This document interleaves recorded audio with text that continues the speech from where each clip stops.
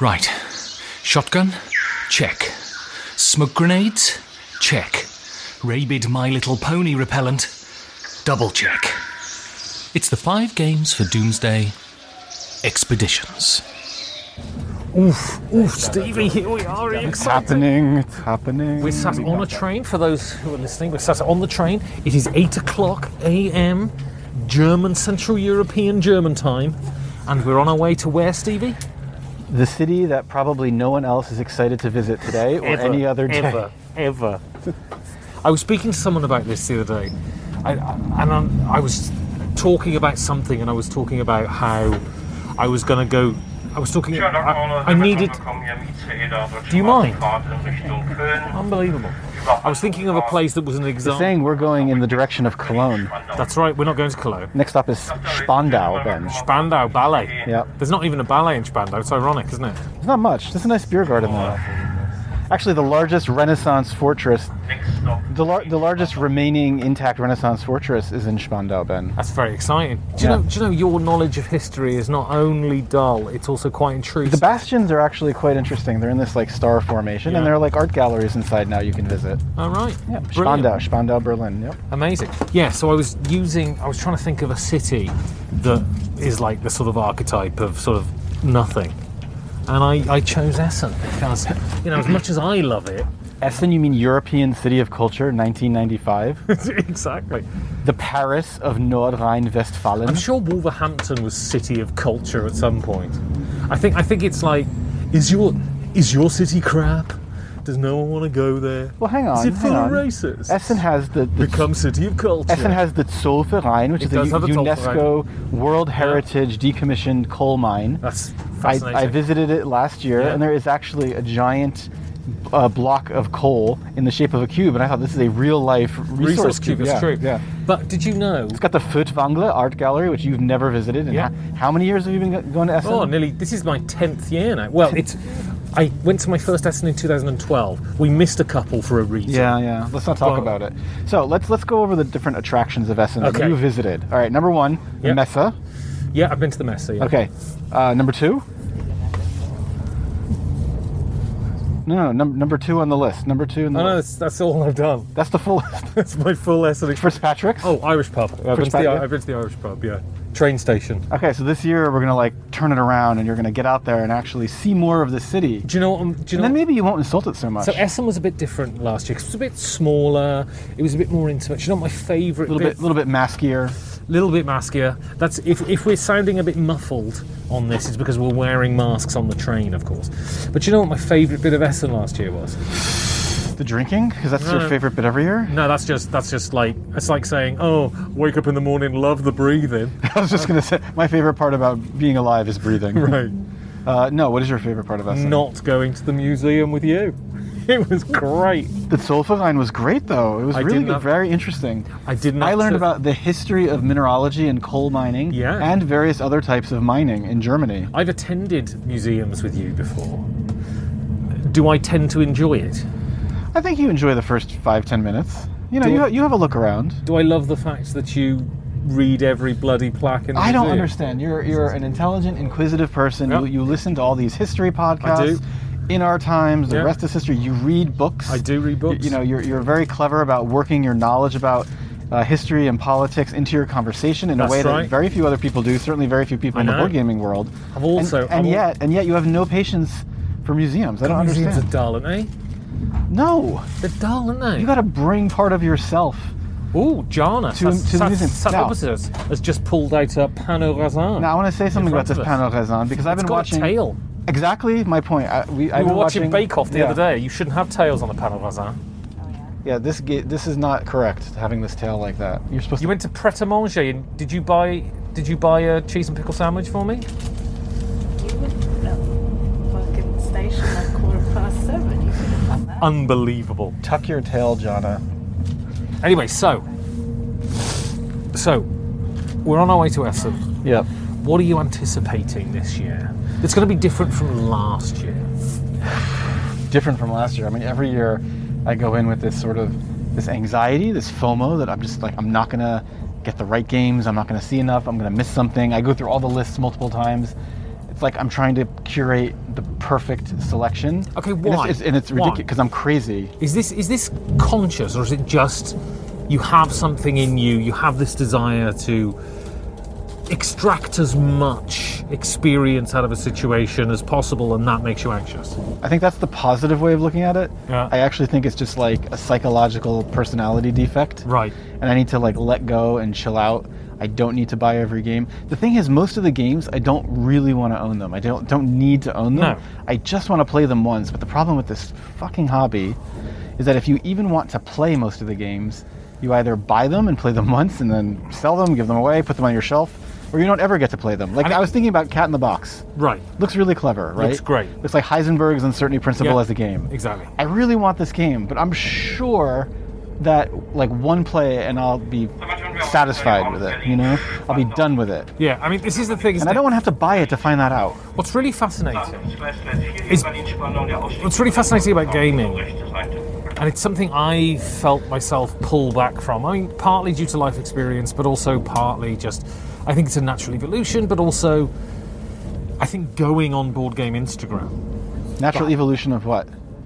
Sort of the way you get into a hobby and you just want to consume everything and buy everything and own everything. And then that tails off after a while.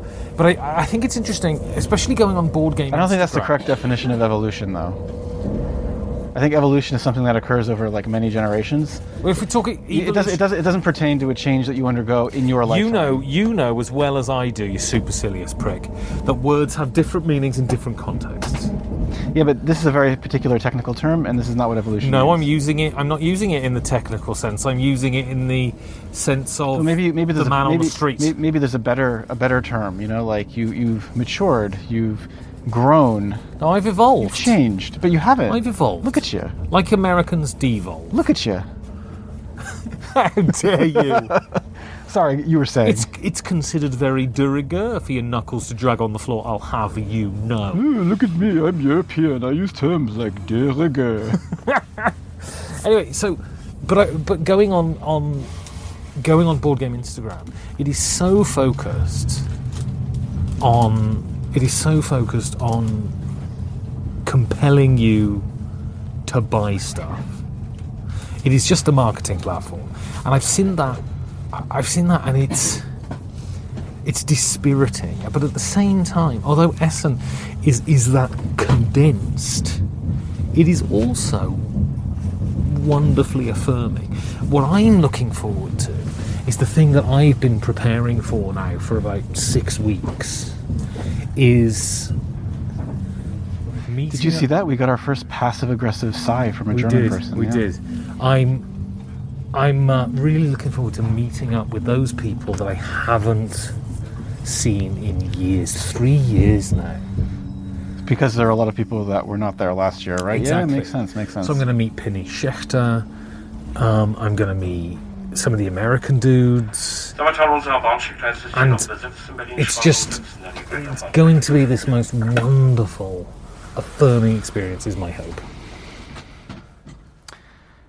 Yeah, I'm probably going to buy a bunch of shit and regret it later. Aren't you going to make new friends? How? Oh yeah, that requires you talking to people, and you're not into people. Like you mean like going up to people and sort of exposing myself a bit, yeah, in order to develop a connection, opening up a little bit to let others in. Ugh. Sounds very uncomfortable.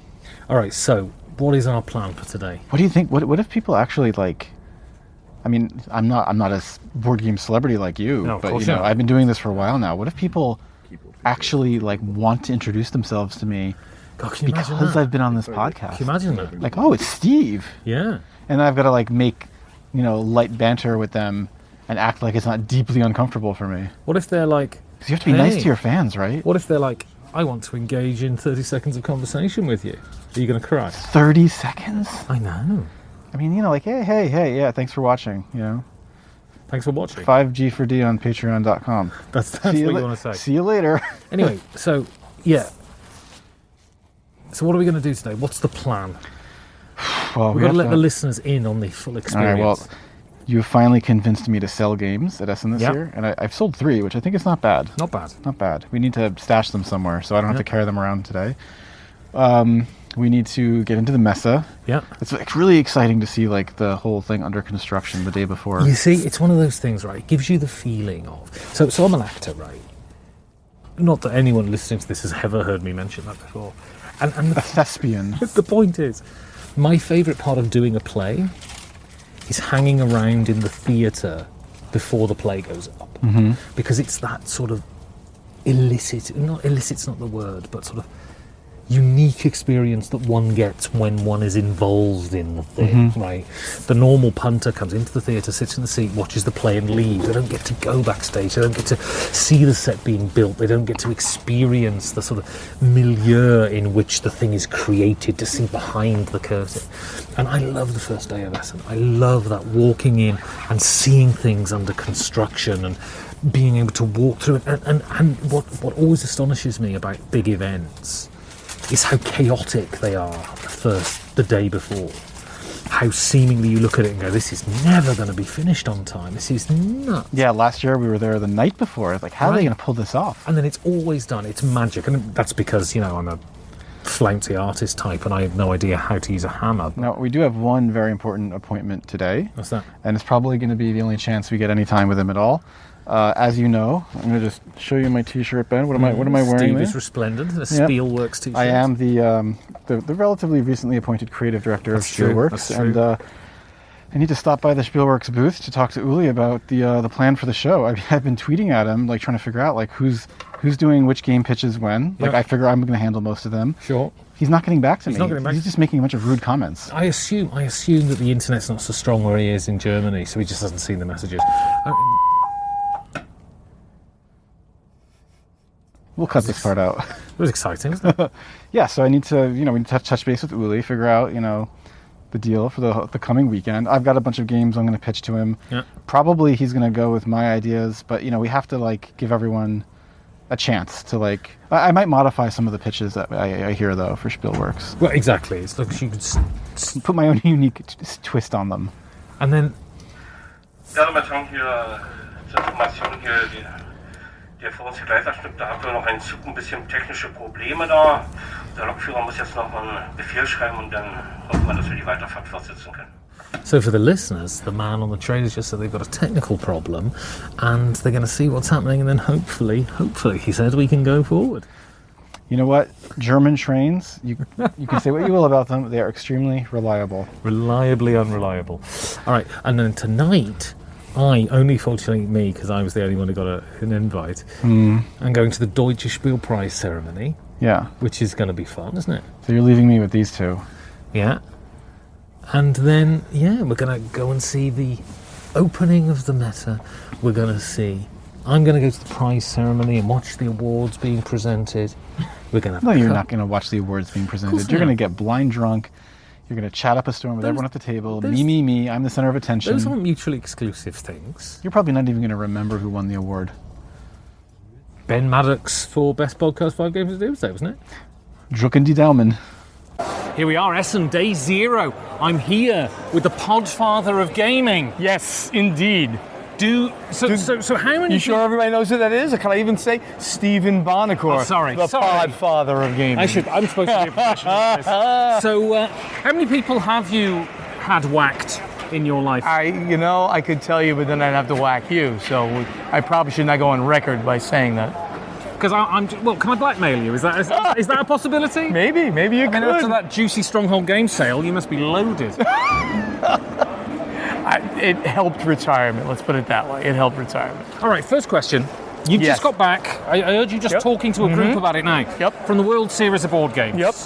Give us a brief rundown for the listeners, kind of what it was like and all of that, and your own personal successes. Sure.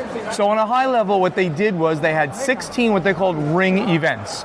Call those the main tournaments. If you won that, and there could be anywhere from 25 people to 300 people that were in each one of those, and you can sign up for up to 4 of them, one a day. Yeah. If you won that, you would advance to a semifinal game. Yeah. If you won that, you would advance to a final that nobody knew what it was going to be. And it was June Imperium this year, This year, because of the way it was structured, the final game couldn't be one that you had won, one that you had won, they threw those out, and then each person got to throw out blindly one other game that maybe they didn't want to play in, so that final thing was picked randomly of those 16 games. So it was going to be one of those 16, and it was Dune Imperium. One person won $25,000. And everybody at that final table won money, 25, 10, 5, and 1. It's like 3 days' work for you. It was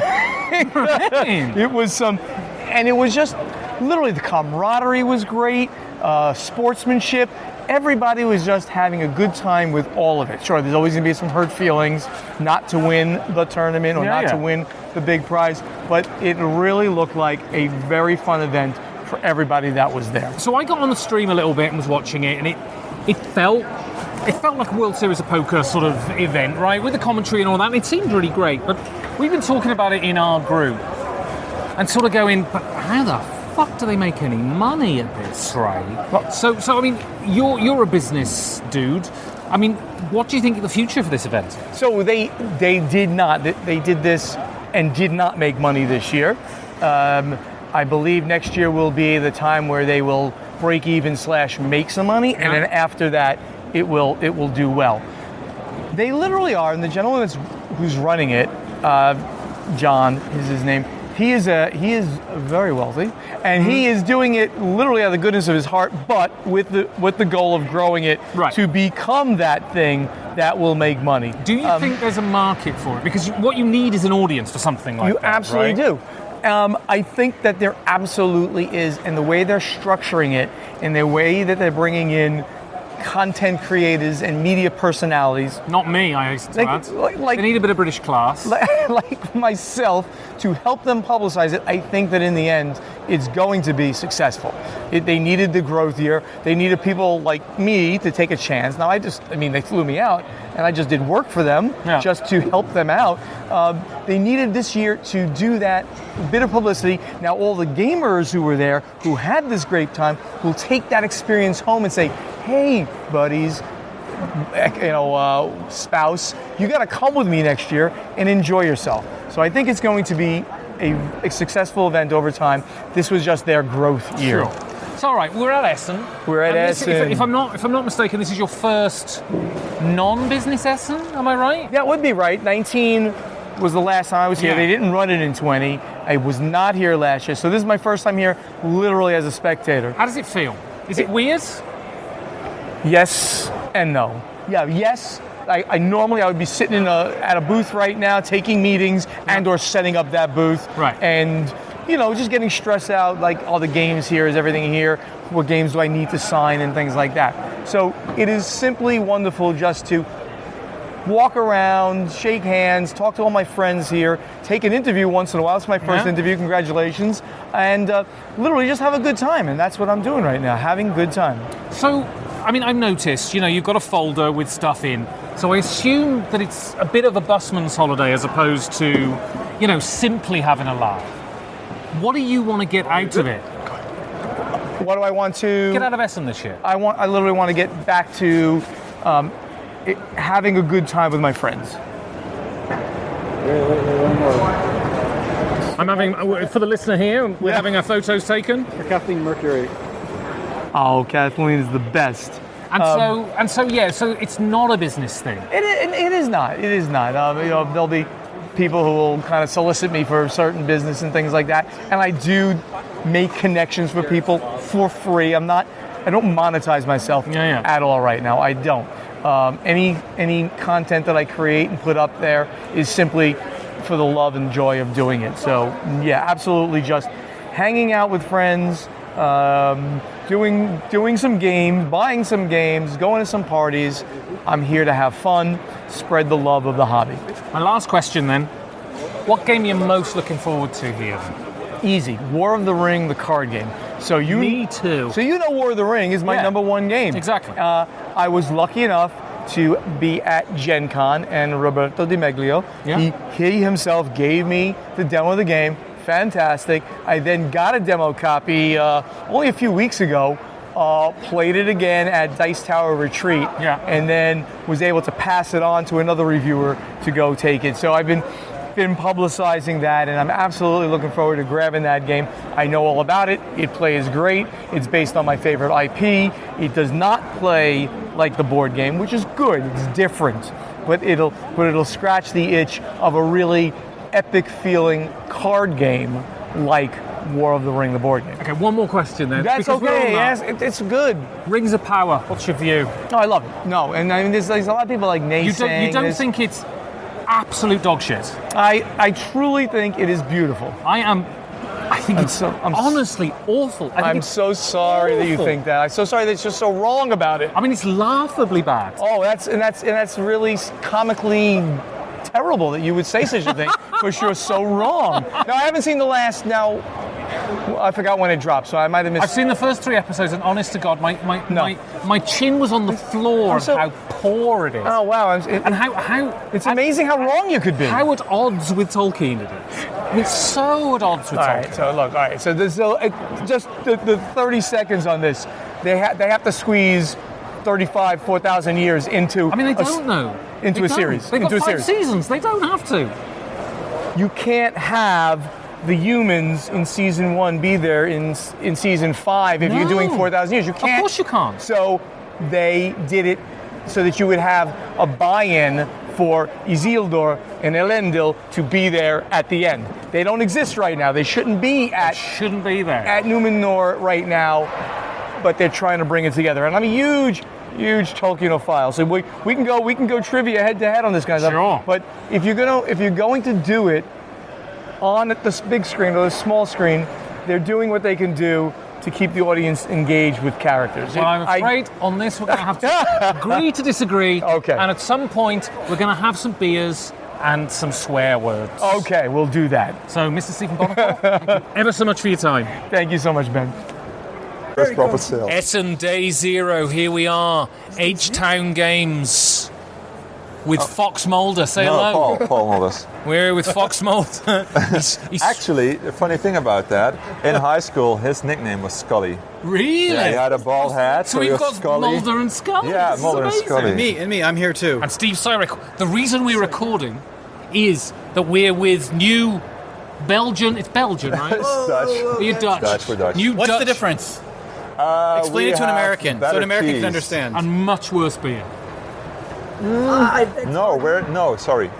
Oh, well, you... Depends. Well, anyway, so Ben, last year, I remember looking in the Essen catalog, and there were 2 games listed by this company I had never heard of, H-Town Games. H-Town. And they're called Halifax and Honolulu. Yeah. I guess they named their prototypes using cities that start with the letter H. And they completely abandoned it with when they actually published the game. So exactly. I think I ended up playing one of the prototypes, Honolulu, did we say, or Halifax? Halifax. I played Halifax, and I thought it was very basic prototype. This game was really fun, very light, but still like a bit like deep mentally. Like it's a puzzle. Yeah. You have to work it out. Quite challenging. I think Jana won, of course. Of course she did. Yeah, because she always wins everything. Mm-hmm. But this game just sort of it stuck with me. I was thinking about it. I was hoping that it was actually going to come out this year. Here it is. We're standing right in front of the published edition. Beetle to the bubble. I haven't given the privilege to purchase not only the first copy of this game ever sold to anyone in the world, but the first copy of any game that H-Town Games has ever sold to anyone. Isn't this amazing? And so we are chronicling this live for the audience, for Fox Mulder, for Dana Scully. We're here to chronicle this amazing thing. Yeah, so let me be the interviewer for a second. Why are you launching your new company with this game? What is special about this game for you? So we have this philosophy around our company where we wanted a game to bring fun and energy to the table with a little bit of player interaction. There were a lot of prototypes that we got under our noses, and with this prototype, the second we played it, we had like, okay, this fits our philosophy perfectly. So that's why this is our first launch. launch. Fun, action. Yes. Get it on the table. Yes. Because too many huge, Quinted games are not like get it to the table games, to be honest, right? Like they're big, they're heavy games. strategy games, yeah. but we are veering from that. Yeah, and that's also the influence from René. That's his real name, Scully. Dana Scully for the listeners. Where he dislikes those really heavy strategy games. I personally love them. I love them too, but you play them like once a year, right? Right. Yeah. This is like H-Town, games that get played. Hey, that's a slogan. That's your new slogan. You can have that for free. Okay, we'll have that. So first sale and a slogan. Right. Yeah. Okay. I want to see No, the we have banner to. next year, Essen 2023. H-Town, games that get played. I promise we'll do something with it. All right, so we're going to do this transaction, right? I'm going to commentate on this while you're going to do it. So here we Can are. I unclip? No. Oh, but I can't reach out. Oh, yeah. Okay, Fox Mulder is now reaching out to the iSettle machine, which is... No, that's PayPal. No, it's not set up. I need to... Oh, man. there's So now he's setting up the card reading machine. This is very exciting. It says charged it. It says welcome, Welcome. which is First time Dutch you've for... done this Yeah. No, I've done this before, but not with this. for this company. So can I? No, wait. I need to go back here. Beetle to the bubble. Beetle to the bubble. He's charging. 52. Already two He's copies. accidentally put 2 copies onto the list. Oops. Are we getting a freebie? No, he's charging you for it. Yeah, it's the first sale. Is the designer here? Yes, but not today. I don't get an Oh, I autograph. emptied the whole bit card. Okay, All right, so card. Let's see if He's it saying works. card. No, wait. I need to fill the Bluetooth. he needs to put Bluetooth on. Did Bluetooth you is catch out. the Would you like Bluetooth to listening openen? Yes, I want to. What's this?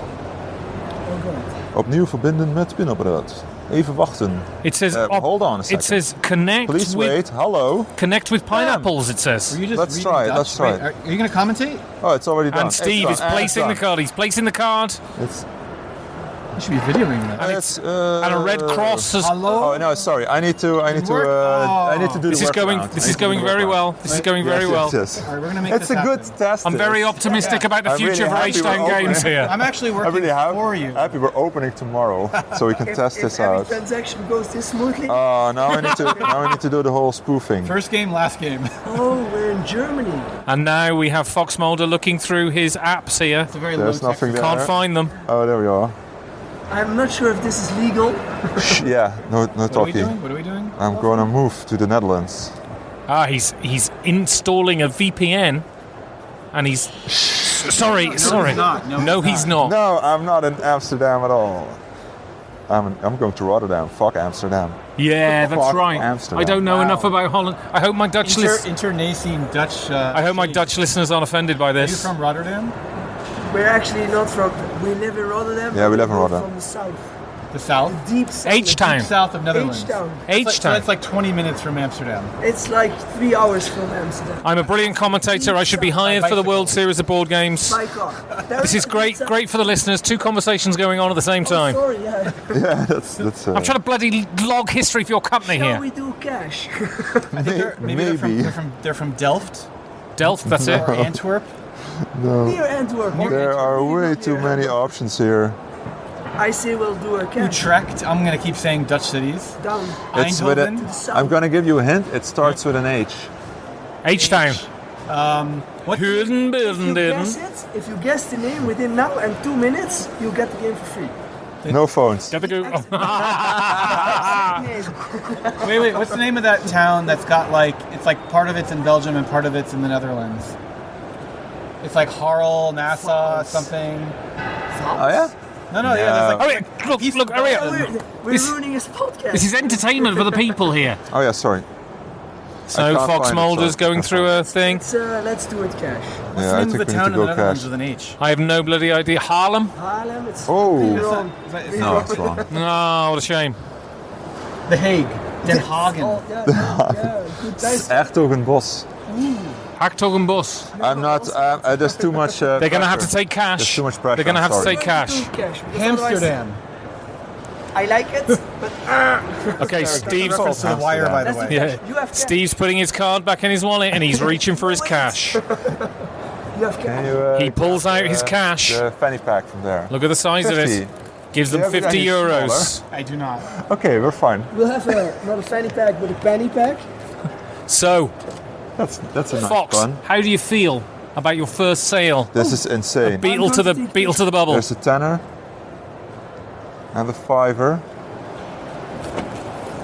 But there's no handover taking place. Is this correct?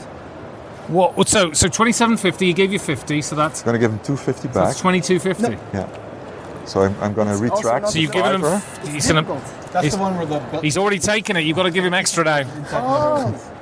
There's 2. What is this how old is this €5? I don't know. It doesn't. He's work taken anymore. back the €5 here, and now he's given him 10. So he has 22. Oh. He just needs 50 cents, and the transaction is complete. Oh man, this feels like this. Happening. No, I have a lot of. There it is. No. I have it. Here we go. And there we go, ladies and gentlemen. The first sale. The game has not yet been handed over to Oh, me. sorry. Picture. And we are having. Dana Scully is taking a picture. I don't know what I feel about Dana Scully. And there we are, Beetle to the bubble. How'd you feel, Fox? This is awesome. It's history in the making. Thank you very much for the making. I'm Thank you proud very to much. be your first ever And customer. I'm really happy that you enjoyed the prototype so much. Yes, But this is an Insta buy. It works. I played the prototype and I came back the following year and bought the game. How do you feel about that? Yeah, awesome. So that's what we want to achieve. So what's coming next? Ooh, there's coming there's next? another game in the pipeline that has the same kind of energy, but it's different. Cockroach to the.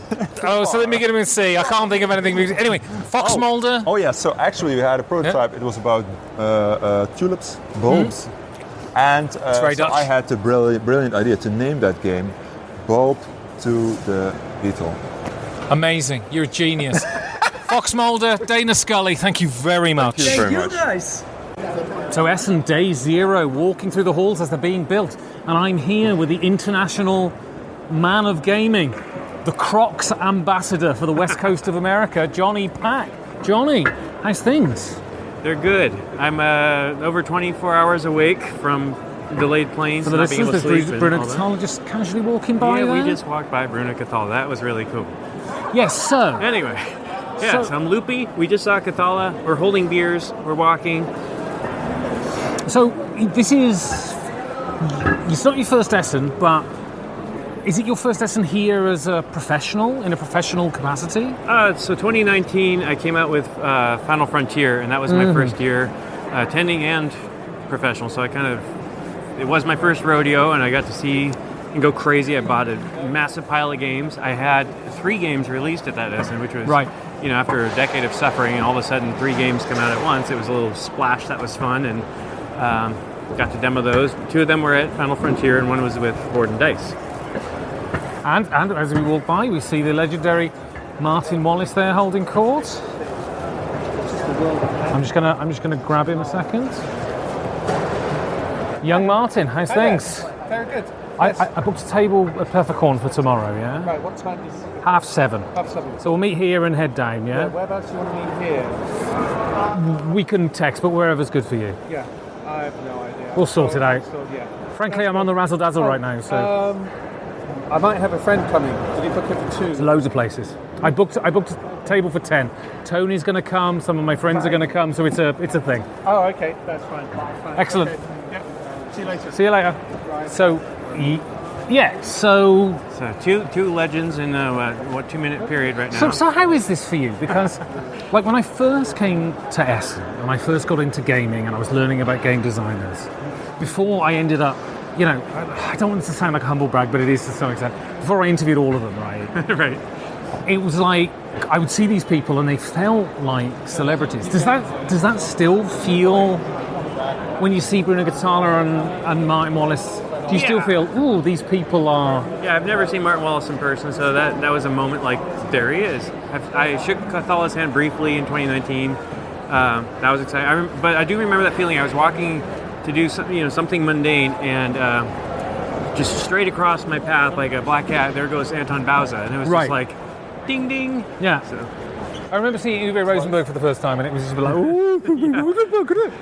So. Which is so weird, because in any other context, they're perfectly normal people. A lot of times, but never admitted. Okay. So Johnny's doing some business there. Let's go meet somebody. Yeah. So we're going to go meet someone. So we'll curtail. Hi. We'll curtail the recording. Hello. Are you recording? A little bit, but you're on it. It's great. It's live. So Johnny, thank you, and we'll get a proper interview later. So we get Essen Day Zero. Here we are. Tony, before I press record, was just about to say, shall I go and blag some more booze off Uli? Yeah. Should we do a walk and talk and blag some more booze off Uli? Please, sir. So, please, sir, could I have famous some British more? board game designer Tony Boydell wondered if he could blag some booze off you. If you ever can enter that room Oh, what's going to happen? Ben, because you are important. Yeah, I am important. So important you interrupted my bloody interview. Yeah. I'm not that important, but yes, but we will leave so that we can be over there at 7:30. Du bist auch wahrscheinlich. Who's going to win the Okay, so I don't know who's nominated. it's already been announced. I can't remember. Anyway, so I'm here with Tony. Day 0. Yeah. I tell you, these interviews have all been catastrophic so far. So anyway, first Essen since 2019. 2019 was an amazing year for Tony Boydell. I had 6 products out at the show. Wow, bloody hell. It's the year that we turned up at our stand and it was completely filled with boxes on pallets. Right. So we were basically playing human Minecraft in real life on our stand for that show. And there's photos of me, which you can just see my hands above the stacks of boxes. And it was the most exciting and exhilarating show. We left it buzzing. So you can still get excited after the male menopause? Yes. Wow. Yes, it's good for everybody. It's hope. God, there's hope for me. Yeah.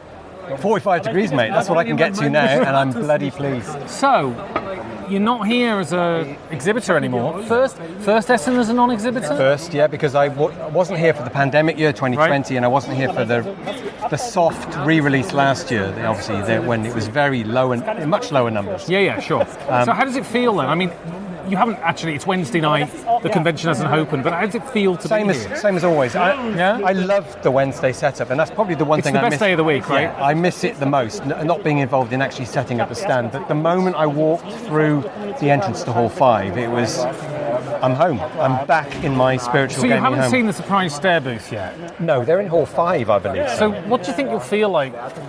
I should feel happy and sad, because I love the guys dearly, and I'm so excited. And board game celebrity Cedric Sabossy has just walked up. How are we doing it? I'm doing all right, man. Which is in the middle of an interview. I'll speak to you in a second. So, typical Frenchman wanders in, takes So do you think? So he's interviewing me, sorry. So I'm going to ask you this, and you can choose to be honest or not. Go on. But do you feel any resentment? Because you were essentially hoiked out of your company for a couple of tweets. Well, no, I don't feel resentment, because I think actually in the long run, my life was going in a different direction. As a game designer, I was doing work for other companies, and it wasn't the kind of work that Surprise Dare was able to actually fulfill. In a sense, it was quite ambitious stuff, big board games, lots of advertising, and needed big marketing stuff. And Surprise Dare's never quite been able to get to that level because it never wanted to, really. Yeah, we liked it the way, because you had full-time jobs, and it was exactly a hobby is to damn it with faint praise, but it was a side hustle. Yes, it was by the modern parlance. Even worse. No, it was the labour of love, and it was something that we were entirely loyal to. And actually, it was really one of those things where it was, guys, actually, let's not just talk about the nonsense stuff, the fluffery. Let's talk about actually, we are moving in different directions. We want different things out of games. At that point, we're talking about coming to the end of the first year of lockdown, that COVID experience. And I was already thinking about setting up a museum, and I'd heard that my son was going to be a dad, and so my life was taking a completely different turn as well. And we talked about it at great length on the on those podcasts. And it still stands. I don't regret it, and I feel sad because there's so much that it's part of me coming to Essen that won't be here now. Right. But coming here now, today, there's so much that's still here. It's that. And so I mean, choose to answer this if you want or not. But we've been corresponding about Essen, and you've been telling me. Yes. You've been telling me that you've sort of suffering from sort of post-COVID anxiety, getting to LyriaCon, waiting 3.5 hours in Lisbon airport has scarred you. It's more than that. I think I hadn't realised how much lockdown had changed my view of living, because I was working from home 5 days a week. I was going out into the countryside. I discovered the local environment and I loved walking out there and it was beautiful. And then when life starts asking you to get back into it again, to start making train journeys or going to places with lots of people, when you've grown used to that not being the case for 18 months, it is quite I've realised myself that my sort of my appetite remained the same, but my anxiety about going into rooms with more than 10 people, for instance, I felt it where I hadn't felt it previously, right? And so how do you feel now? Wednesday night, we can still hear the drills going where they're building the stands and everything. How do you feel? Is it worth it? It is worth it. Yeah. You forget after 3 years if this was a happy place for me in October every year. It's what I really look forward to, and I missed that this year. The looking forward to it. I imagined what was going to happen, and I've seen now things that are totally familiar, and I'm happy and comforted by that. But it was that kind of getting back on the horse after such a long period of time, and you wonder how much has changed. I mean, Cedric is stood here, and he looks a lot thinner than he did. He does look a lot thinner, Cedric. Yeah, I got new glasses on. I mean, I can't read it. I can't play games with glasses on anymore. I have to take them off because my eyesight is so... This is Cedric Saboussi, designer of Glow and Lewis and Clark. We had dinner together once at Fitzpatrick. So, okay. With Matthias Palmer. So we're in the middle of socialising. So, Tony, thank you very much. Thank you very much. As you know, I'm going to sneak into your bedroom at some point. We'll definitely speak to each other over the weekend. See you later. So here we are, Essen, day 0, and we are at the Deutsche Spiel Prize ceremony. How excited on a scale of 0 to 10. I'm here with famous German board game publisher and maybe the most objectionable human being who's ever drawn breath on this planet, Uli Blennemann. So Uli, on a scale of 0 to 10, how excited are you? 0. Wow. So, I mean, this is the classic German enthusiasm. So, what are you looking forward to most from this award ceremony this evening? Really great white wine. Good, we're drinking really it currently. It is white nice, wine. actually. This is different from what you'll get at my booth. At your booth. Absolutely. Which is Fox's urine. Exactly. And, of course, free food as well. Yeah. So I'm a little disappointed. Because the last time we came to this award ceremony, you just rocked up with a Spielworks t-shirt, and you were stood at your booth with an ice hockey t-shirt on, and then you just went, I will be back in a minute. And then you came back in a smart shirt. Yeah. That's not very punk, is it, really? It's not punk, but I'm a snappy dresser. I mean, you are a snappy dresser, but you look like a conformist to me. So we're here with the Klickenabend people, and they haven't dressed up. I mean, apart from... Matthias is dressed up. I'm dressed up. Yeah, but these... Is this your formal wear? Is that merch? Yes. So the Klickenabend people are... I mean, actually, I'm wearing a shirt, which is a little disappointing. But actually, don't talk to these 3 people here. Why? What's wrong with them? This is Klickenabend. Yeah. So we have a nice interview here, and that's it. So what are you most excited? Can you believe the Klickenabend people are sticking their middle fingers up to board game legend Uli Blennemann? Can you imagine it? Absolutely disgusting. Yes, I can. I'm going to tag at Klickenabend on Twitter, and everyone's going to stop following them because, I mean, Uli is not just a board game legend. He's pretty much the Pope of board games at this point. Sounds good. So, what are you most excited about Essen this year? Seeing some people that I haven't seen really for years and years, or probably since 2019. We know, yes, there was an Essen last year, but it was different. Do you know what the most depressing thing about the pandemic is? No. That I managed to see you like at least once a year during the pandemic. I thought I would get at least a 2-year break. You know what I mean? This makes a lot of sense crazy, to me. Isn't it? Crazy. Like I didn't see anyone. I didn't see my brother or my sister, like close friends from back home, and yet somehow I managed to see Uli Blennemann at least once a year. What a tragedy. That's the real tragedy of COVID. I think COVID was bad. Yeah. Ukraine war is bad. But seeing you more than once in a year, that's really bad. I know. That's really tragic. Because, I mean, you look at me and you think, why can't I be Ben? You know what I mean? Why can't I be in a different place? So, seriously, you're publishing a game this year from one of the most renowned designers in board games. Many consider him the best. I consider him up there with the best. And Spielworks has always been a company that tends to go for sort of new, established designers. How is it publishing a game from Uwe Rosenberg? Different. In what way? It is really different because he has ideas right from the start, how he wants to see the game in the end, and I have different ideas, or the publisher has different ideas, and then you have to come to a conclusion, and this may be different than you imagine. So, yeah, it is really different, but not necessarily uninteresting. So how do you feel about Oranienburger Kanal now it's coming out? I'm now very excited. I'm really excited. I cannot wait to see it published because just crowdfunding. Sorry, just to interrupt. For the non-German audience listening to this, the Klicknaben people are currently mixing Fanta and Coke in a glass. In an event where there's free alcohol, they're mixing Fanta and Coke in a glass. I'm a driver. Ah, she said she's driving. Yeah. Which is a small excuse. It's not good enough. You should see us in Spain. So finally, when you think about board games, which element of board games is best? I assume it's me. No.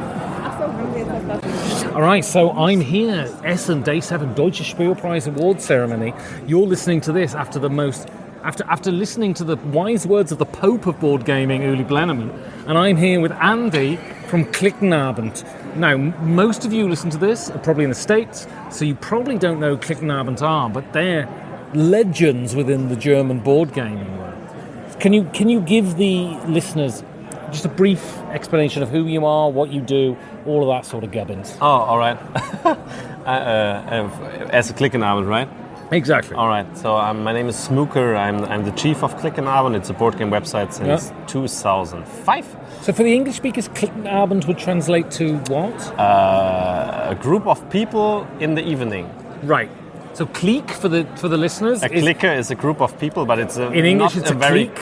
Yeah, it's not a very common word. An exclusive group of people in the evening is what it translates. Right. Abend means evening. Yeah. Exactly. Yeah.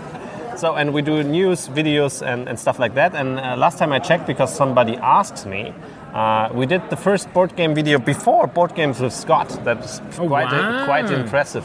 Oh wow! Because I thought that he was my inspiration, but basically not. But he's a very famous guy. I assume you're a millionaire now. No. That would be nice. No, we do it only as a hobby, and we started for 11 years the Mallorca event with all the publishers, which is quite nice because we know almost every publisher. Why have I not been invited to the clique? Are you a publisher?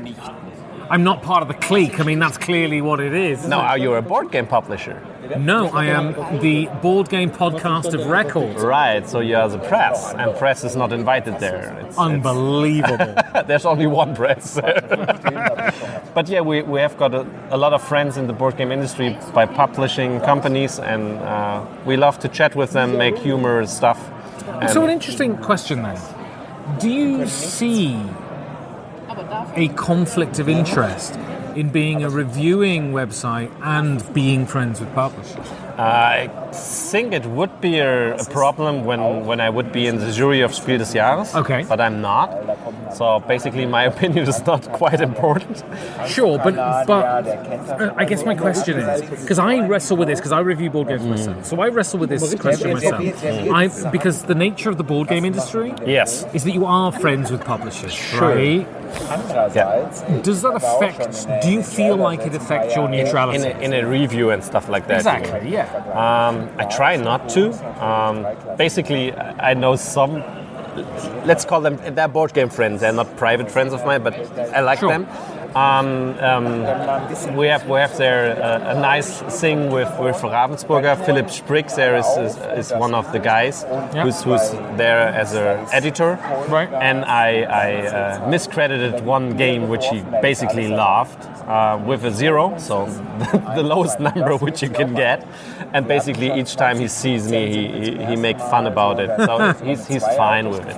Normally the publisher told me, of course they read more positive reviews, they like that more. Of course. But more of all of them is to tell the truth and to be real. I'm very much of the view that I think if reviewers are honest, publishers get better. Yes. Right? You know what I mean? And it depends on how you tell them that is bullshit. If you tell them it this way, perhaps it's not effective. But if you tell them, all right, that stuff is good, but the whole game doesn't work because of that. And I don't like it. Perhaps I would like it if they changed that stuff. Then it's good feedback, I guess. I don't know if they like it, but I don't have any problem. It's not about liking it. I guess it's about learning from it. None of us loved the whole of school, but we all got something from it, right? I guess is the thing. That's right. And when you speak off microphone, you do get a lot of answers, which is, I understood what you mean. Of course, I cannot say it the same way on the video because that's my job. Exactly. I cannot say any negative about my job inside the camera. But basically, I didn't have any problems at all. So I try to be honest, but I have one thing which is basically human, because when you have their friends and speak with them, of course, when somebody asks you, "Oh, I have a game. Can you make a news and stuff like that?" You don't think, "Of course I can do that. Just do it." Or Uli last year, I think it was, or 2 years ago, he went there with Kalle Schmiel to our home, and he wanted to do a music video with Byron language. And I said, "All right, we do that. I don't care if you want to do that." And it was a funny moment of sure, but it's not for. You cannot do that with typical press. Right, exactly. So I guess my last question is then, this is the first Essen, so the first real Essen since Corona, since the pandemic, right? Yes, it is. How excited are you? Because I've been for the last 2 weeks. Just been going a bit crazy waiting for Essen because last year was nice. I wasn't here last year. Well, last year was nice but strange. It didn't feel like Essen. It felt like something different. Yes. Whereas this feels like Essen against the people outside of Germany are back, right? I mean, how excited are you about the upcoming convention? Oh, I'm very, very excited. I'm looking forward since 3 years. Right. It was good for me privately because we streamed live last year. Yeah. So we played 7 days at home with the new games, which was awesome. Okay. I never play here games. I don't have time for that. Right. But I'm very excited to meet all the people here. And you see it in the way one of our members just take photos with the guys because we don't saw them for the last 3 or 4 years. Yeah. So we are quite happy about to be here, not only for the games, but also for the people. And I guess the worst thing, the biggest negative, is that you have to meet Uli Blennerman, right? I would never say that. I love this guy. He's very, very, very crazy and strange, but I love him how he is. And what the listeners can't see is Uli Blennerman, Uli Blennerman is currently holding a knife to his throat. So I'm here, Essen, day 0, with Anita Landgraf. You need to be able to do the German R's to pronounce your name correctly. Landgraf.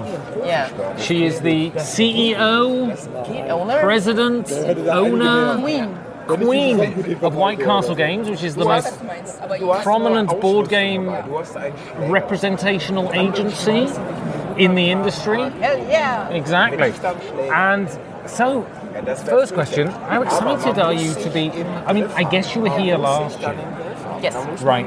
But it felt a little less than it has been, right? Yeah, but more than the previous year. So if well, I mean, at least 100% more than the previous year, right? Yeah, I feel like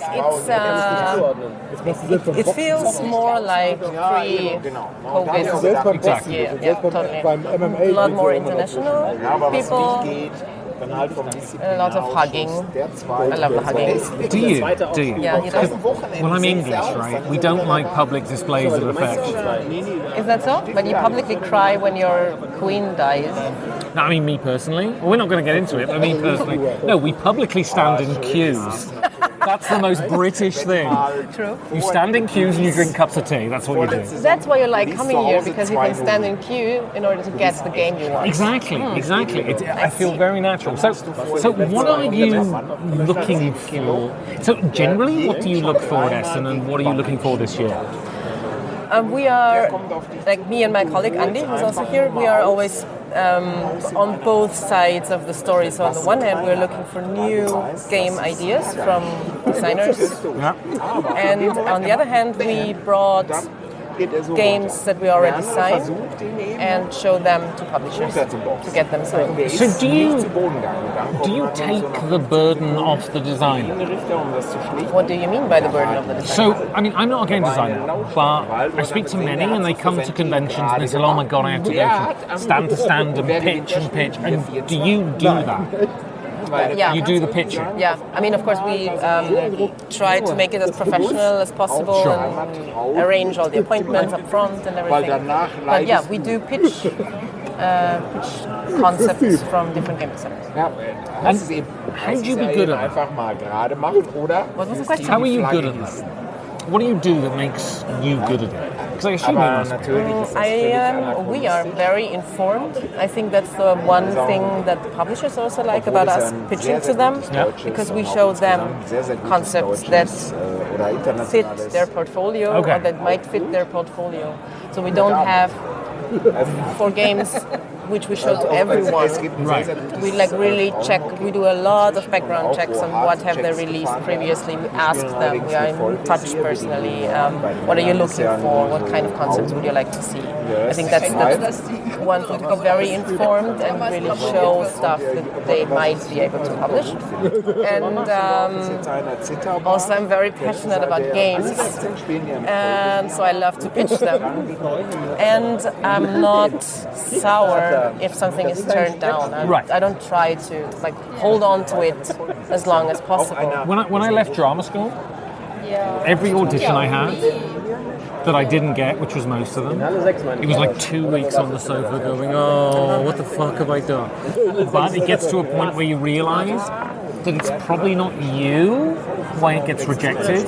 There's 1,000 other reasons, right, why something gets rejected. And it might not be because it's bad, it's just not right for that particular person, right?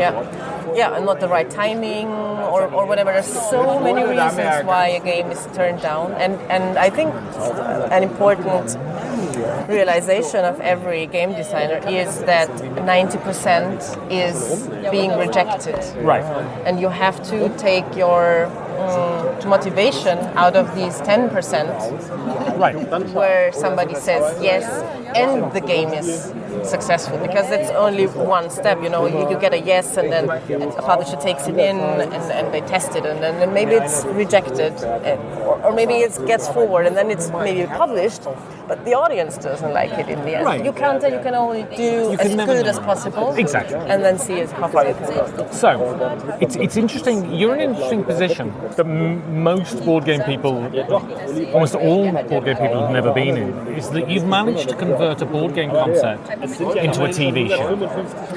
Yeah. Can you tell the listener what that is and kind of how that happened? So the board game Smart 10, which was developed by Arno Steinwender and Christoph Reise, had a long story back already before it was published as a board game. It found its home in Finland first with Martinex, and they spread it all over the world in the meanwhile. And from the very beginning, I always had this nagging somewhere in the back of my mind.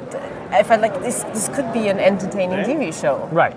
And as very often in life, with successful stories, luck involved. My boyfriend used to work in TV industry. Okay. So he had some contacts, and I just asked one of his former employers if I could pitch him a game show concept. Right.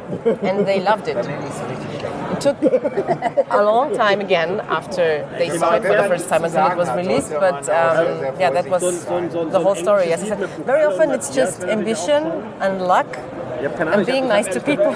And it's on Austrian TV, right? Yes, I just got the call from the producer, TV Friends in Austria, that they signed another 180 shows, episodes. Okay, yes. so I don't want figures here, because that would be crude.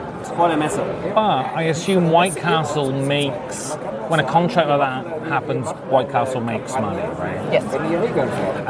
Has that shifted, has that changed the nature of the business? Has it changed the nature of the business? I guess, has it... TV show? Or? Yeah, the TV show. A contract like 180 episodes for a TV show, a percentage of that going to you. Does that change, does that make running White Castle less stressful? Does it give you the ability to look at other stuff? You know, that kind of thing. It makes it more comfortable and less stressful, definitely, financially, to have some additional income that's not 100% dependent on the board game industry, because I guess a lot of people are like kind of afraid of the next seasons to come, with everybody having less money to spend for fun stuff, I guess, and this is something that's a bit more independent of that, so that's definitely a good thing to spread out more. And so, what do you want from this Essen? Can I be honest here? Sure. Like number one on my list is to meet all the people and have a good time. Right. But actually I shouldn't tell that to my game designers. Of course I want to sell and sign as many of the concepts that we have with us to publishers. And we already had some meetings today which went quite well, so I'm positive. But I must admit I always just love the atmosphere. But this Essen feels like we're reacquainting ourselves with everyone we haven't seen for 3 years, right? Does that feel like that to you? I mean, reacquainting, it's a weird... I saw some people today which I haven't seen for like 3 years in person, maybe some online or not, and it felt like I haven't... Like we just met yesterday. Right. Like it's amazing. So I don't know. Maybe it's more of a focus this year because I haven't seen so many researchers. You know what blows my mind is over the last 3 years or so, I hesitate to call them friends. Although I can't think of a better word for it. People who I've got to know over the internet, and they've all said to me, "Oh, I'm coming to Essen this year, so we'll get to meet." And I've met a couple of them.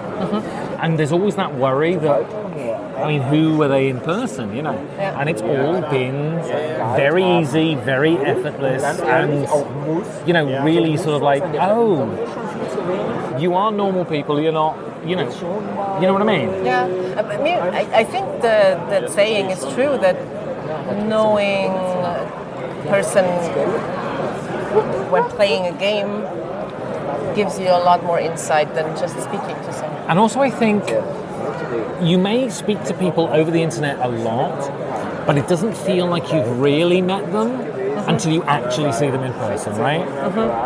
Das war jetzt kein Englischer dabei, oder? Yeah. Okay, so Monday morning you wake up. Next Monday? You're exhausted. Yeah. You're back in Wien. I'm not, actually I'm still in Essen. Oh, okay, you're still in Essen. What, you wake up and you think, that was successful, what has happened? What has happened? That the games that we were convinced of also convinced the publishers we showed them to.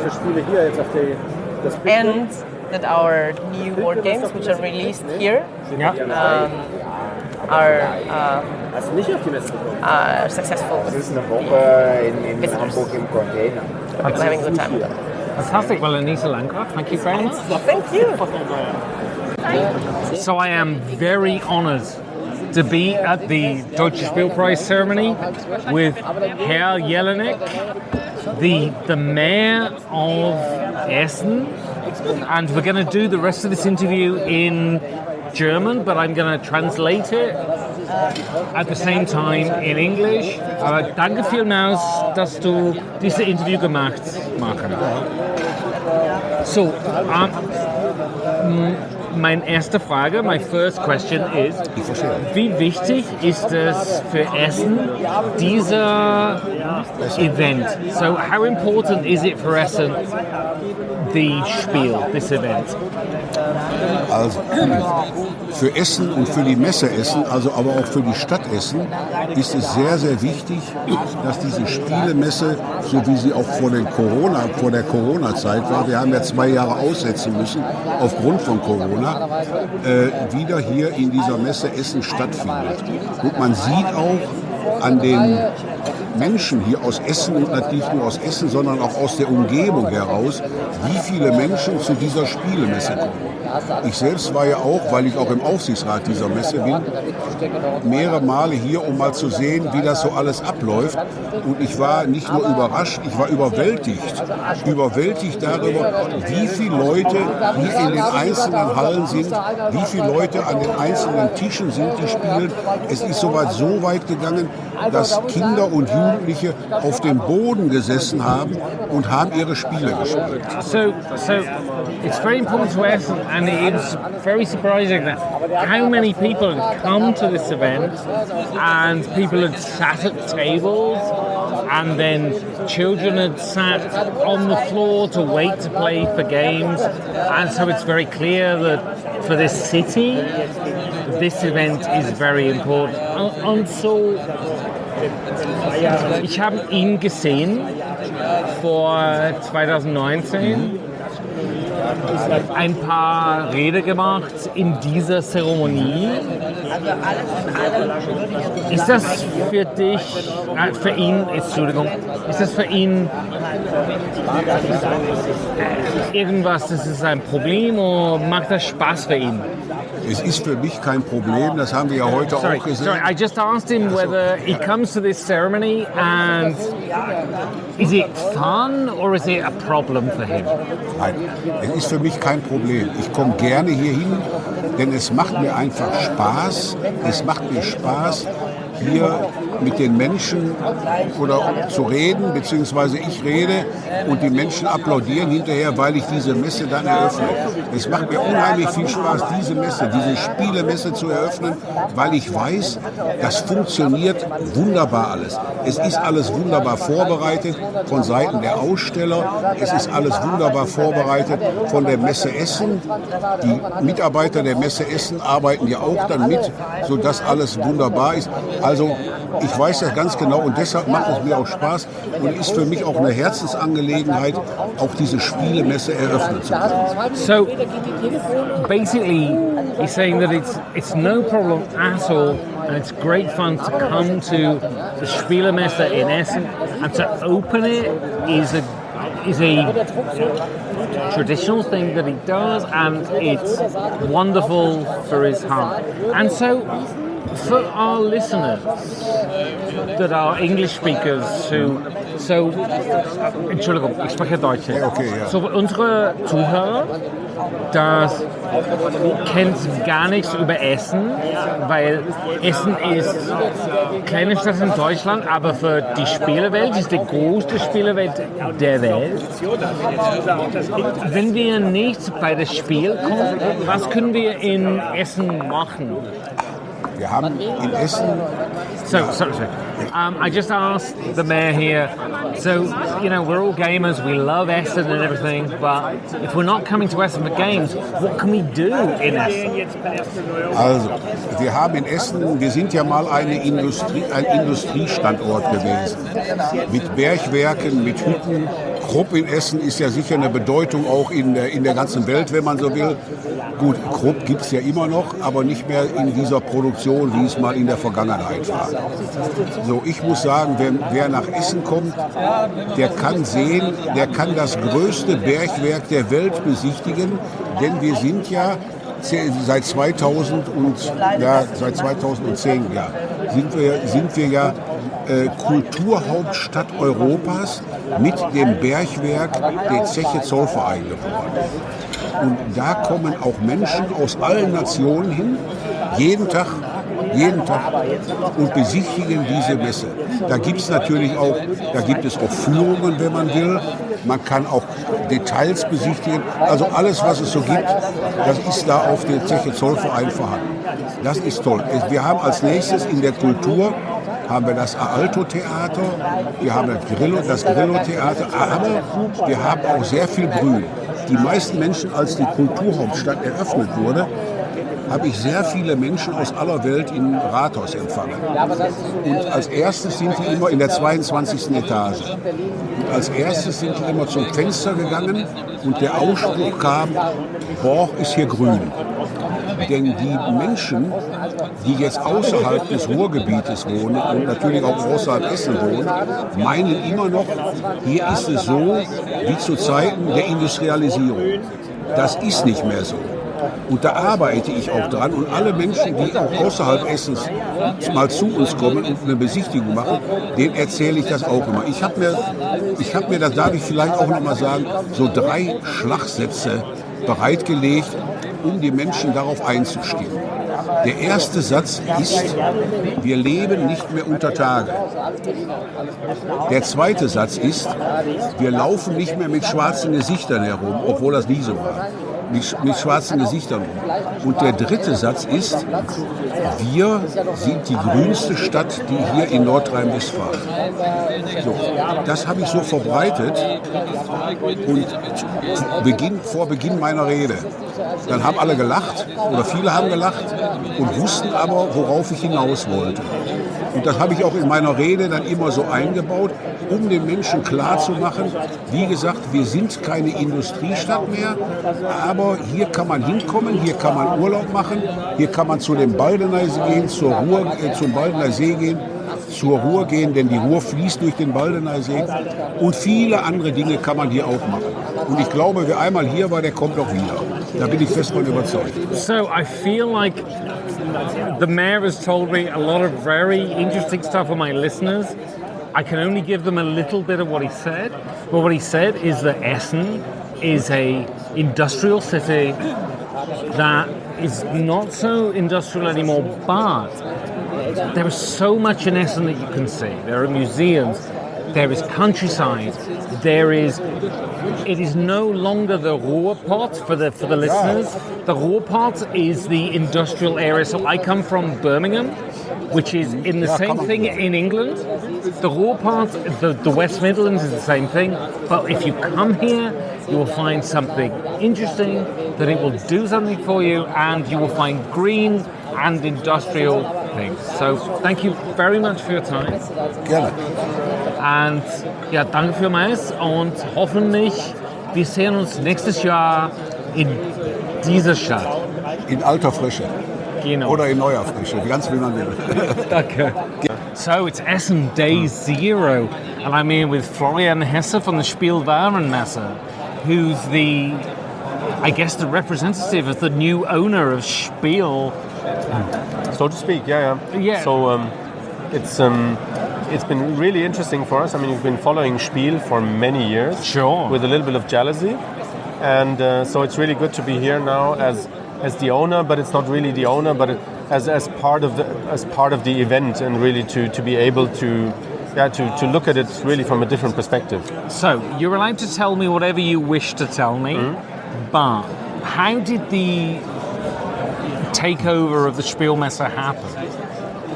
Well, you know, as I said, we've been following Spiel for many years with jealousy and also with some respect. So explain the jealousy part. The jealousy is really because from year to year we've been hearing, Spielwarenmesse is catering for toys. I mean, all segments. So board games is only part of it. I've been trying to get into Spielwarenmesse for the last 5 years, and I can never get a ticket because it's basically because you're an expert. You're media person. Well, so next year then. Yeah. And I love Nuremberg, by the way. It's a wonderful place. No, that's good.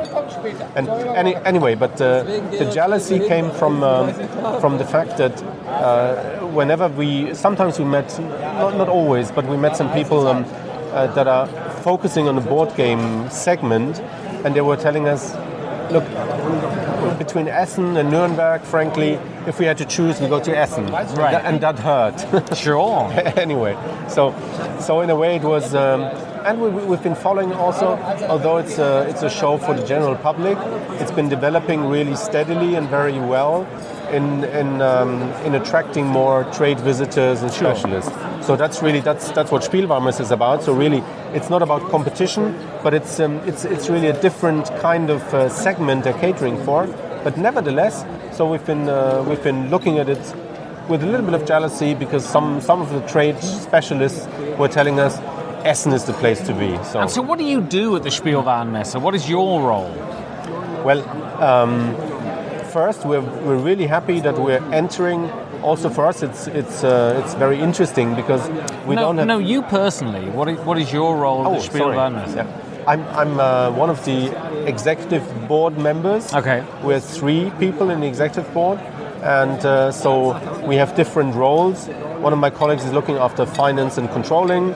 The other one is looking after marketing and PR, and I'm looking after what we call fair management. So it's organization of fairs. Right. So it's kind of our core business, and I'm a fair person, and I love organizing fairs, and that's my role, which is brilliant.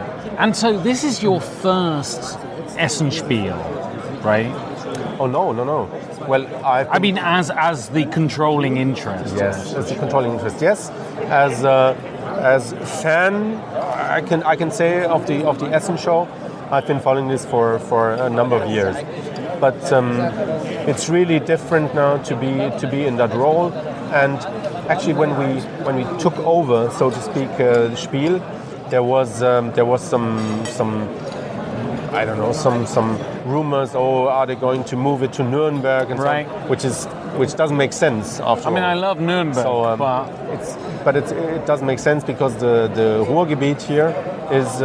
If you look at the map in Germany, it's really the best place to do a public show. Sure. So in terms of, and not only Germany, but if you look at Belgium, Netherlands, Luxembourg, and surrounding areas, it's really, really very good for consumer shows. And we're not used to doing consumer shows. So for us, it's really a big adventure also. Right. And we're learning. So sure. it's really fun. We're complementing each other in many ways, but also we're learning a lot. And I think Spielwarenmesse is dedicated for the trade specialists, and it's going to remain that way. But nevertheless, there's going to be some elements also we need to be creative to think how we're going to open up to the general public, how we're going to play that element, which is equally important for toys as it is for board games, obviously. So, when I first got into board gaming, about 10 years ago, I heard this word Essen. And I wasn't living in Germany at the time, and then I moved to Germany, and I realized, okay, this is a place in Germany. I mean, when you took over the business, were you aware of just simply how internationally important this Messe was? Yes, but that's one of the reasons why we were interested and we took it over, because it's not a regional or national show, but it's really been for many years very, very important on the landscape for board games, if not the most important event worldwide. And incidentally, because you mentioned Essen and Essen Spiel, we have a good network of international representatives for Spielwarenmesse, and from last year we actually also gave them Spiel as part of the portfolio and to promote it in the market. And when we talk to our colleagues in Japan, for instance, they ask us, Florian, here in Japan it's not called the Spiel Essen, but it's called the Essen Spiel. Right. So do you have a problem with it? I said, no, whatever is known in the market, and however it is known in the market, and that's really nice that it's and I think it boils down to people having a very personal relationship also to the event and also to the. I think it fits very well to the city of Essen. Sure. It's not a mega city. It's still cozy, so to say, gemütlich. But it is the mecca Germany. For board games. But for board games, once a year, it becomes really, really important. Yeah. It's fascinating. I interviewed Dominique last year after the takeover, and we were having a chat about what will change. And she said essentially nothing will change. But I've noticed as a press person, I don't have to print out my tickets anymore.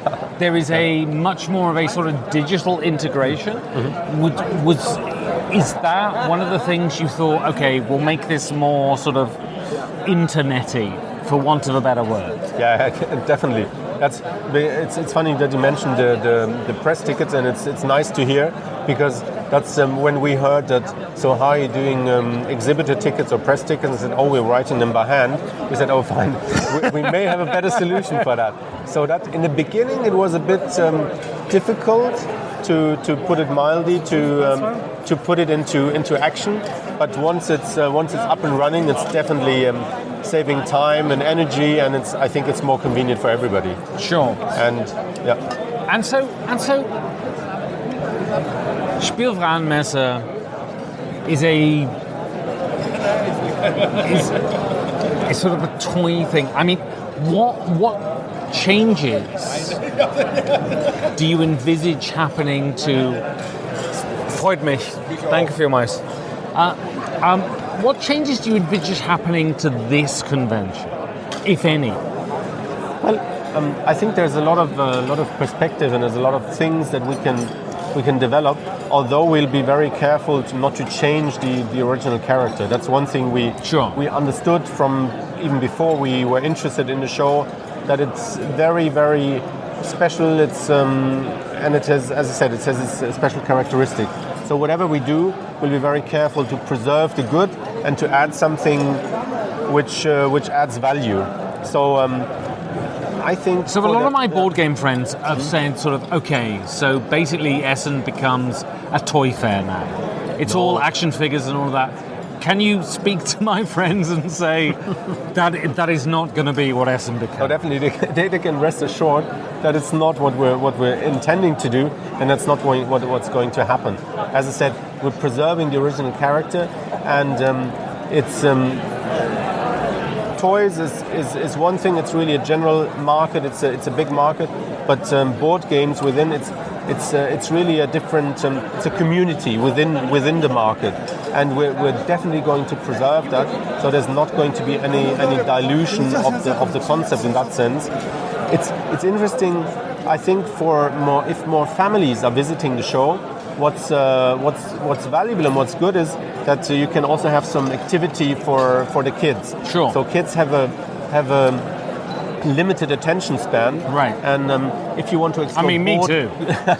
If you want to explore board games and expert games in the full length, then kids might get bored. So you have a crash and things like that. If you have at the same time, you have not a crash, but think of some fun activities. If you have some toy companies, but in the sense that you can try out stuff and you can keep your kids entertained while you do other things, or you get them.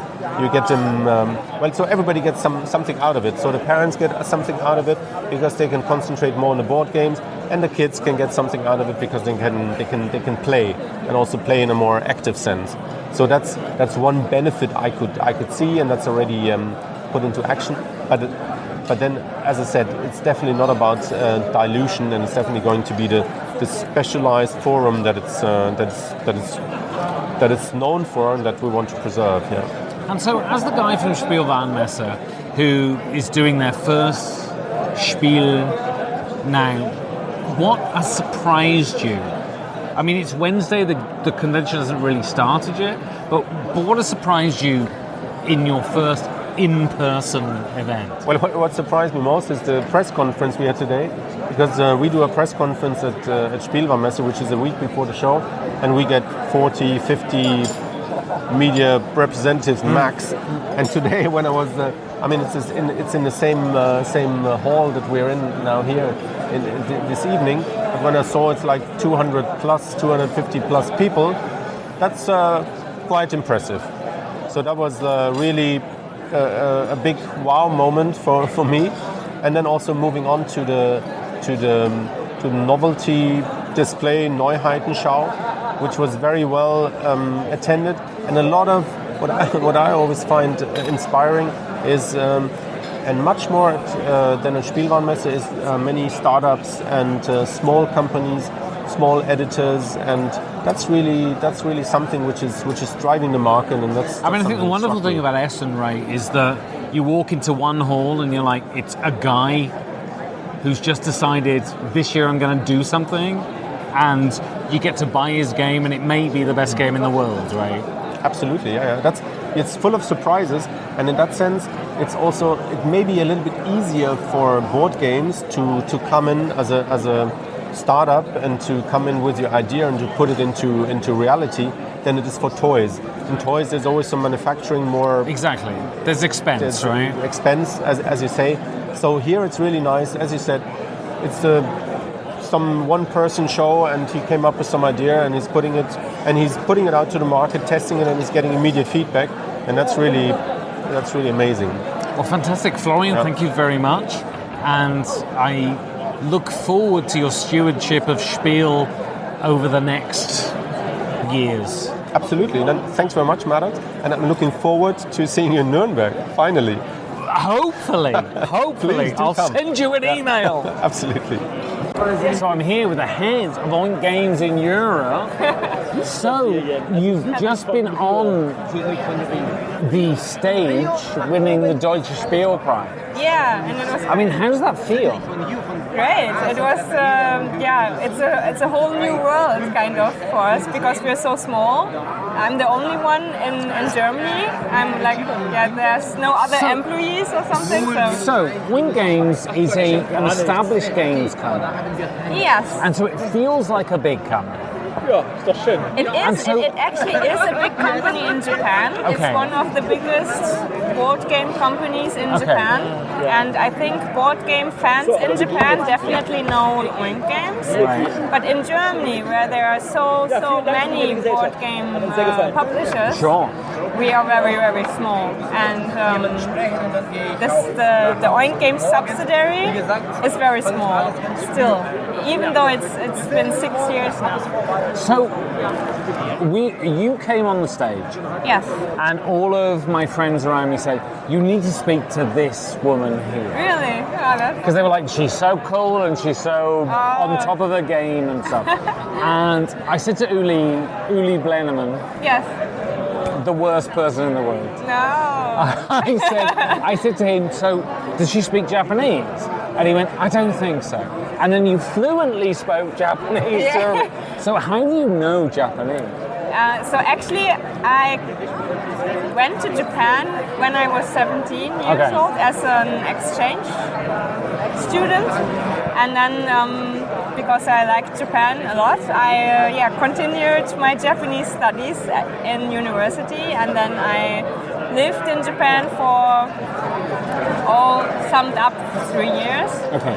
And I actually met Oink Games as an interpreter. Okay. In Essen, 2015. Oh, wow. So I was at their booth just translating for them. And so how difficult? So I'm English, yes, which means I have an issue with learning different languages. And I've lived in German-speaking countries now for nigh on 20 years. Wow, yeah. And if you spoke German to me, you would be hugely surprised at how terrible my German is. Oh. Simply because I'm English. But how difficult is Japanese? I think the grammar is not as difficult as in German. Okay. Oh, really? I think so, yeah, because German grammar is really difficult. Deutsche Sprache, schwere Sprache. Yes, definitely. And but what I think the most is that if you like something, then it's easier for you to learn the language. Sure. And even if especially if you're still young, and I was still young, it's easy to learn a new language. So I guess you're a linguist first and a gamer second, right? No, I wouldn't say that. Really? Well, I liked the languages in general. but I always also like games, so I wouldn't say I like languages more than games. And so, what are the logistics like? Dealing with a Japanese company and then being the representative in Europe? So actually, what happened after meeting Oink Games in Essen in 2015 was I started to do their English emails because no one of them then spoke English. Right. Now there are several people that can speak English, but then it was different. And then even though we met like once, only in Essen, the CEO, Jun, he asked me, hey, don't you want to open the subsidiary in Germany? Nice. And I was like, oh, is this a thing? That's like I was very suspicious. Now we need to ask you this because how do you start a business? Oh my god, it was very unprofessional. Okay. Yes, there was one guy coming from Japan to help me set up the company, and then they came to Germany, and we were actually printing like flyers with a normal printer. Right. And then we went to random toy stores and said, hello, we're Oink Games from Japan. Don't you want to buy our game Deep Sea Adventure? And they were like, sorry, but... So I guess this is 2015. Deep Sea Adventure is the first time Oink Games became a thing. Yes. And it was the first game that we actually published in Germany. And then we went to many shops, and they were all very... they didn't know how to deal with us. They were like, some even were really racist, kind of. Sure. They were saying, you're Chinese and your games are fake anyway. And we were like, one moment, please. But then it was very strange. And then, because we were so unprofessional, some people gave us the right ideas, where to go, who to speak with, and then through connections we got into the board game world of Germany, I think. So you've been involved with Oink Games since 2015? Yes. When did you start to feel that, actually the world is kind of into Oink Games now? When was that? It depends on the country, actually. Like, actually, the UK was more into Oink Games much earlier than Germany. Germany is still very, because there are so many companies and so many games and so. But in the UK, it's like they know Oink Games as a brand, and people that are fans, they just buy Oink Games because it's Oink Games. Yes. Exactly. But in Germany, it's different. They are very. They are much more strict, I would say. Like, they check what's that game, who's Oink Games, and we don't know. So it's much more difficult in Germany, actually, even though we're based in Germany. So what difference has Scout made to the world of Oink Games? Oh, a big difference. It's like... So I'm going to be honest with you now. Yeah. I love Deep Sea Adventure. Yes. And then most of other Oink Games, I'm not the biggest fan of. I see the attraction. Okay. Then I played Scout and I was like, oh, now this is really great. Okay. It made a big difference, yeah. I mean, getting nominated for Spiel des Jahres, I mean, what is the difference, right? The first thing, we were not aware of it at all. Like, after being nominated, we noticed, so many of the popular reviewers and were writing about Scout, but because it's only me in Germany, I can't follow all the blogs and all the articles, so I didn't notice, kind of. And we were saying we had a live call with Japan and me. And we were saying, it would be cool if we were on the recommended list. Yes, the recommended list, and we were not. And so we were, let's watch until the end. And then we were nominated, and it was like, there was like a silence when they said it, and we were like, did he just say it? And we were like so surprised So you didn't win? No, yeah, we didn't win. How disappointing was not winning? For us, not so disappointing because just being nominated is so good for us. That's what everyone company. says. But the author, Mr. Casino, he was actually disappointed. Yeah. So I heard a rumor, and you can tell me whether this is true or not. Yeah, I heard the author of the game cried when he lost. Is that true? His wife cried when he lost. Okay. But he was the event was it took place in Berlin. I was supposed to be. I live in Berlin. I was supposed to be there, but I had COVID at the time, so I couldn't go. So it was in Berlin, and it was near a river in a hotel. Yeah. And from the hall, you could go outside on the balcony to see the river. And after the Cascadia had won, he went outside and he stood there very dramatically, but I think he did not cry. Okay. Yeah, but his wife cried, I saw that. But so Scout, we played Scout on the train down here today. Yeah. Oh, really? Yeah. Because it's one of those things that it's one of those games that someone buys it, you play it, and then everyone's like, okay, let's play this. Yeah. What do you think it is about Scout that attracts people?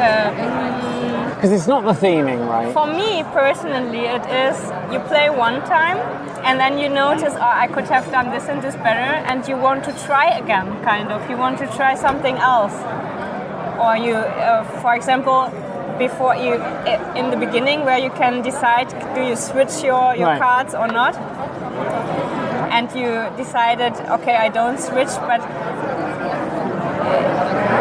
there's always new possibilities, and I don't know, it makes me want to play again and to try again even though I lose or something.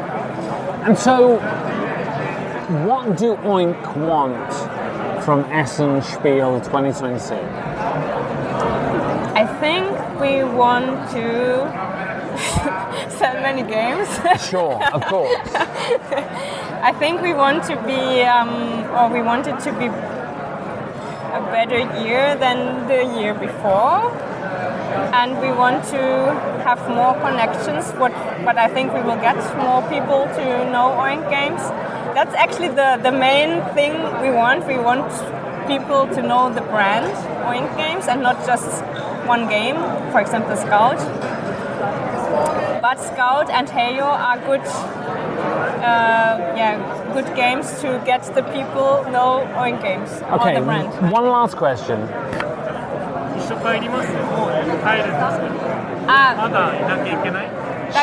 She's just currently speaking Japanese, which is the most exciting thing I've ever seen. Yeah. She speaks Japanese fluently.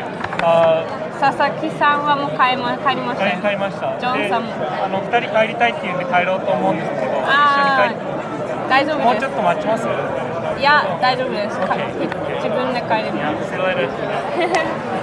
So, tell my listeners, what is the Oink game, the indie Oink game that they should play that they haven't played yet? Because everyone owns Scout now, everyone owns Deep Sea Adventures. What's the one that you would recommend that they might not have bought? Okay, I will tell you two. My favorite of all time is just Startups. Okay, yeah, I played it. Yeah, it's just my favorite. And then from the newer ones, actually I would say Quickity Pickety, which is the very newest, the newest one. Yeah. It's about it's placed in a jungle, and you want to pick fruits. You all play at the same time, and you have to check the faces on the fruits if they're happy or not. It's a really quick and fun party-ish family game, and I think it's pretty good. Fantastic. Well, thank you ever so much for your time. Thank you. And congratulations on your win. Thank you. I'm here with Frank, the owner, founder, and main man of Feuerlandspiele. Yes. Now, most of the English people may not know Feuerlandspiele because Feuerlandspiele in the English world get published by other people, but you're the ones behind Arc Nova, which is the hottest game of the year, right?